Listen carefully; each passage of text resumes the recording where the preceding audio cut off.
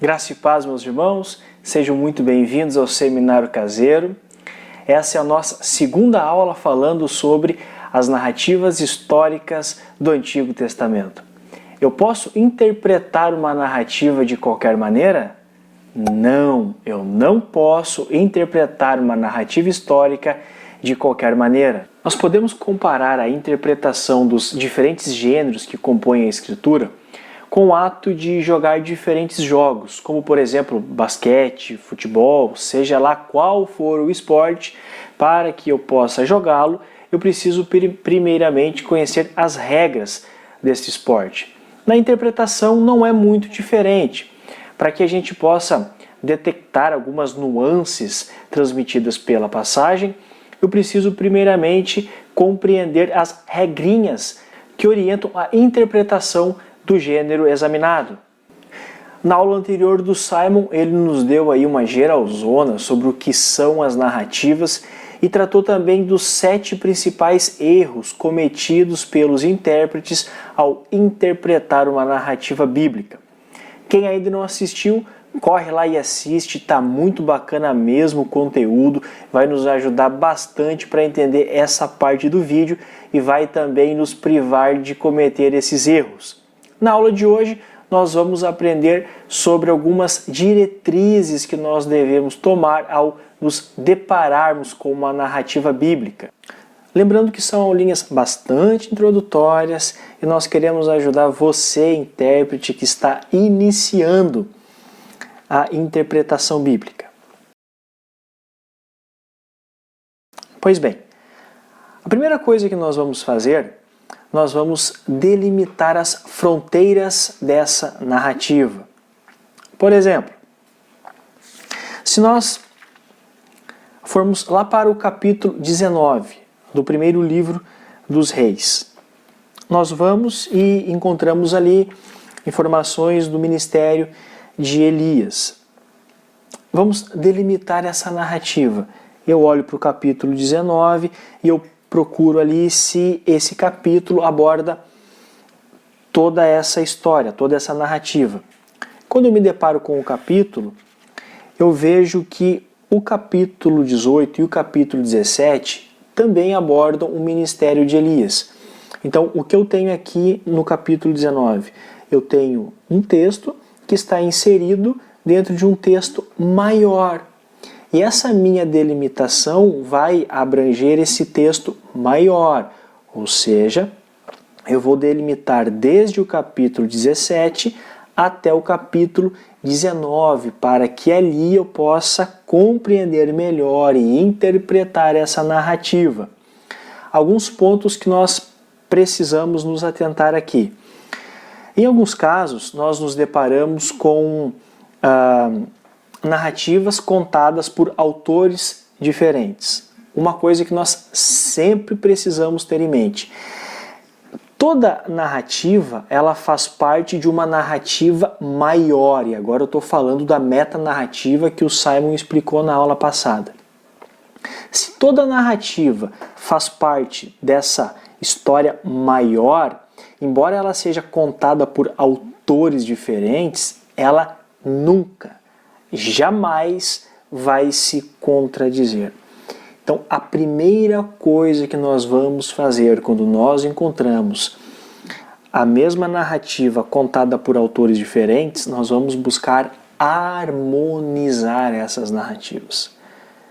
Por mais que algumas poucas narrativas nos apresentam algumas aparentes contradições, eu jamais vou descartar essa narrativa, alegando que há contradições, enfim. Não, nós vamos buscar harmonizar essa narrativa. Uma dica para você que está lendo a Bíblia seguindo aqueles planos de leitura que nos ajudam bastante para que nós possamos nos regrar na leitura. Nunca termine a leitura de uma narrativa sem que ela termine. Alguns planos encerram a leitura diária e nós estamos ali no meio de uma narrativa. Por exemplo, no nosso caso aqui de 1 Reis. Digamos que o nosso plano terminasse no capítulo 18. Não, procure sempre terminar a leitura no final da narrativa mesmo. Nós temos várias narrativas, todas elas narrativas curtas, enfim. Então, para nos ajudar melhor nessa assimilação, sempre leia toda a narrativa.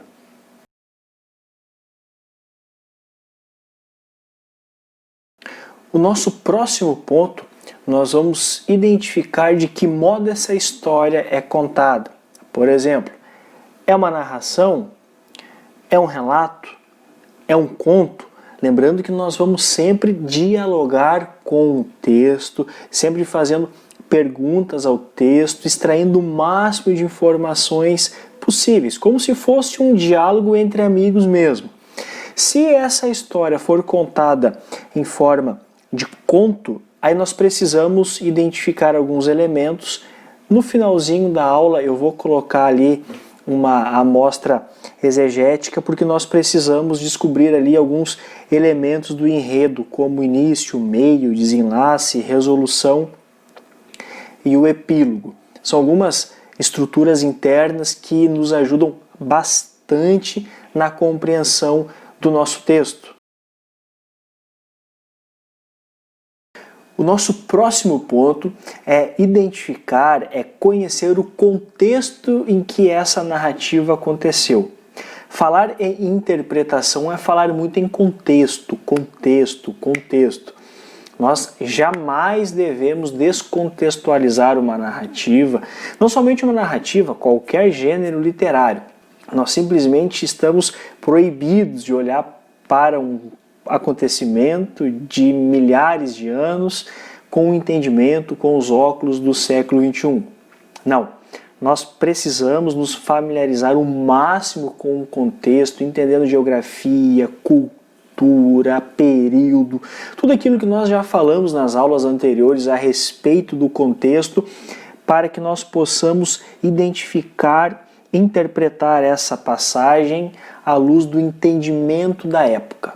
Isso vai nos ajudar bastante na nossa interpretação. Então, trabalhando ainda com 1 Reis capítulo 19, qual o ano em que essa narrativa foi escrita, em que ano essa narrativa aconteceu, em que período, em que reino, Reino Sul, Reino Norte, quem era o rei da época. O estado espiritual de Israel era um estado de elevo espiritual, era um estado de seca espiritual, enfim, tudo isso nós vamos procurar no contexto, vamos buscar essas informações a fim de clarear a nossa mente e interpretar de forma mais assertiva a nossa narrativa.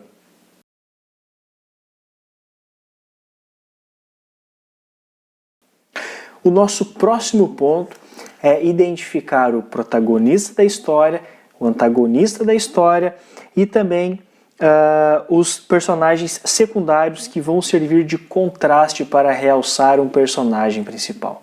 No nosso texto base que nós estamos estudando, é muito claro que o protagonista da história é o profeta Elias, a antagonista a rainha Jezabel e o anjo ele serve ali como um contraste expressivo para Elias como servo do Senhor. Então, nos atentamos a isso.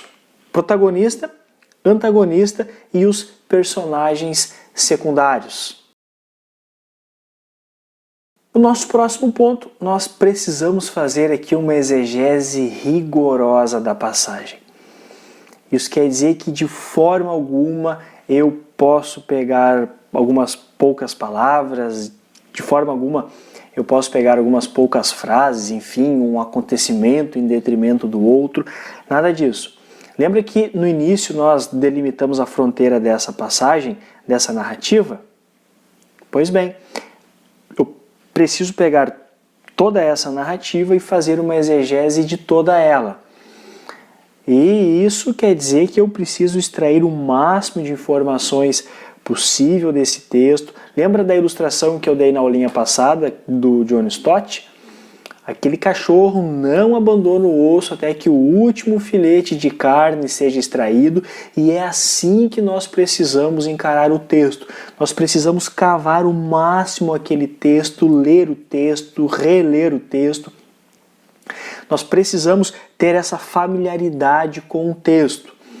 E como nós estamos falando de narrativa, dentro desse processo de leitura, releitura, nós vamos ver ali que essa narrativa contém cenas. Lembra que nós já identificamos o personagem, nós já identificamos o protagonista, antagonista.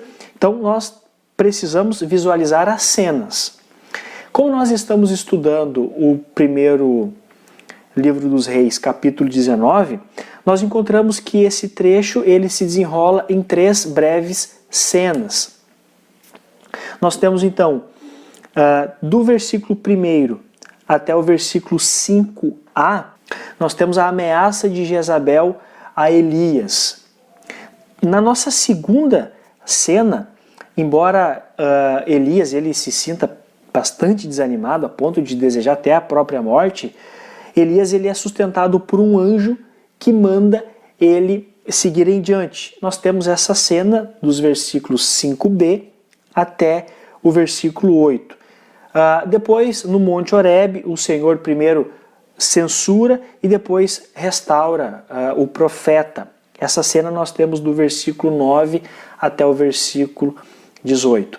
Então, é muito importante nós praticarmos esse ponto. O nosso próximo ponto é reconhecer as características estruturais internas. E é muito bacana desenvolver esse ponto, desenhar esse ponto, enxergar esse ponto, é muito bacana. O que é isso? Dentro dessa estrutura interna, nós vamos identificar ali o prólogo, o desenvolvimento, a crise, o clímax da narrativa, o desenlace e também o epílogo. Nós encontramos isso nos contos. Nós estamos estudando então o capítulo 19 de 1 Reis. Lembra que nós delimitamos esse capítulo? Então, quando eu for desenhar essa estrutura interna, eu não consigo fazer isso pegando somente o capítulo 19. Eu preciso pegar toda a narrativa e desenhar toda essa estrutura literária em cima de toda a narrativa. Ou seja, eu vou ter em mãos o capítulo 17, 18 e 19. E a partir desses capítulos eu vou identificar essa estrutura interna, essas características. E quando nós vamos para o texto, se possível, pegue a Bíblia e acompanhe junto comigo. Qual é o prólogo? Essa passagem tem um prólogo.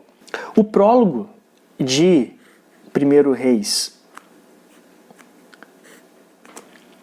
a partir do capítulo 17, nós encontramos no capítulo 17, que vai dos versículos 1 até o versículo de número 6, que é o chamado de Elias. Ali é a introdução. Essa narrativa, todo o conto tem uma introdução, onde ela nos introduz a história. Embora ela não seja muito exaustiva em informações, ela vai ter esse ponto e nós encontramos aqui nos primeiros 6 versículos. Depois nós vamos ter o desenvolvimento, que é onde Elias em Serepta. Nós encontramos ainda no capítulo 17, dos versículos 7 ao versículo de número 24. Como todo conto tem uma crise, tem essa situação, e nós temos essa crise nesse nosso conto, que é a mensagem de Elias ao rei Acabe. E onde nós identificamos isso? Lá no capítulo 18, início do capítulo 18, que vai do versículo 1 até o versículo 19. Depois nós chegamos no clímax da nossa narrativa, no clímax, no ápice dessa história, que é onde o autor da narrativa quer nos levar. Onde lá na introdução ele nos pegou pela mão e ele quer nos mostrar o ápice dessa história, o clímax dessa história, que é exatamente quando Elias está contra os profetas de Baal e Azerá. E nós encontramos isso lá no capítulo 18, dos versículos 20 até o versículo de número 46. E depois do clímax, depois do ápice dessa história, sempre acontece alguma coisa que muda o rumo da história. E é exatamente isso que acontece, que é a nossa quinta parte, o desenlace dessa história, que é a fuga de Elias lá para Horebe, que aí nós entramos no nosso capítulo 19, e essa parte, esse desenlace, essa mudança de rota logo depois do clímax, que vai do versículo 1 até o versículo 18º. E o epílogo dessa história é Elias e o chamado de Eliseu, e aí nós terminamos esse reconhecimento das estruturas internas, que vai do versículo 19 até o versículo de número 21, e assim a gente encerra essa parte. E o nosso último ponto é a aplicação. Nós precisamos fazer uma aplicação pertinente à situação atual.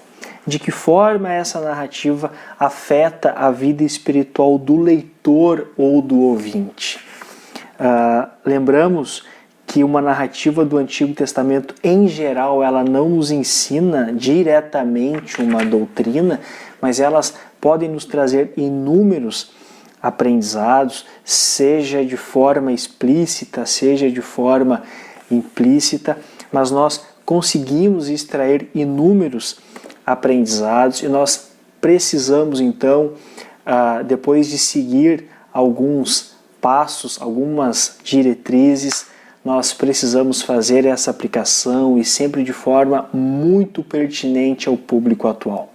Foi uma aulinha bastante curta, uma aulinha bastante introdutória, mas de coração eu espero que você tenha aprendido alguma coisa, que essa aulinha, embora simples, ela possa ser relevante, e continue sempre orando por nós, pelo pessoal do Seminário Caseiro, e é sempre uma grande alegria estar aqui com vocês. Um forte abraço, Deus abençoe a todos.